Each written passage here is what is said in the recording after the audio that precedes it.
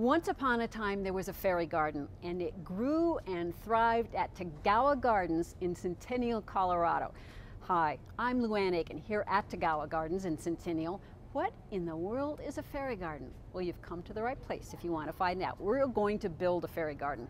Basically, a fairy garden is a miniature landscape that would make an inviting and enticing home for little gnomes and fairies and wonderful little woodland spirits. So how do you make one? Easier than you might think. Here at Tagawa's we have kits, and you can actually buy a lot of the parts and pieces to make your own fairy garden. We have some that are already completed, and you can buy those. But perhaps the most fun of all is to make one from scratch, and that's what we're going to do.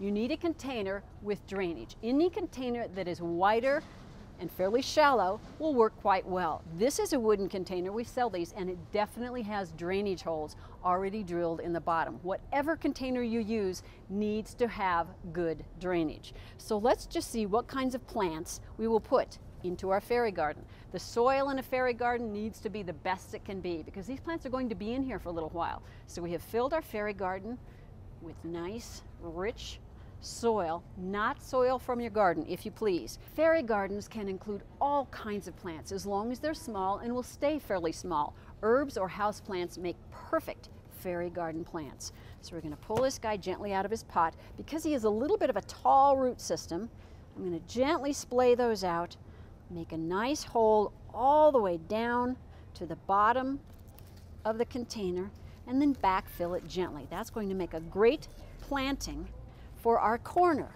What else? How about this little Aurelia, another great houseplant. By the way, fairy gardens can be kept indoors in bright light and outdoors in a dappled light, shady area during the summer. And this is such a great way to get kids introduced to and fond of taking care of plants. What else? Maybe some flowering plants. This little alyssum will be good. When the flowers fade, you kind of clip them off, give them just a little bit of time, and they'll set new flowers. But we definitely want to have something flowering in our fairy garden. Can you tell I like this? I have so much fun with this. It really brings out my inner gardening fairy. One more small thing. How about something that will drape over the side, like this little ivy? Squeeze the pot, catch it. There we go. Open it up just a little tiny bit. Make our planting hole and tuck it gently in. Now, one of the most fun parts of having a fairy garden is giving it accessories. So let's put a little love seat in this fairy garden. We can also put a little table over in the corner so the fairies and gnomes can have dinner al fresco. A little chair there, a little chair there. Tagawa's has all kinds, a huge assortment. In addition to all the accessories we sell here at Tagawa's, you can put in some rocks. Maybe you collected something on a little hiking trip. Bits of wood are nice. Pine cones are perfect. A little touch of nature. And then, of course, perhaps best of all, we need to put in some fairies and some gnomes, and they will be so right at home. We could go on all day making it your fairy garden with a combination of houseplants, with a combination of little accessories and things that you collect on hikes or visits to the beach.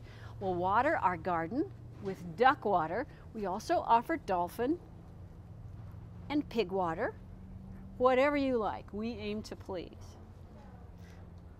And then for a finishing touch, a little misting, and of course, last minute, I feel positively magical when I do this.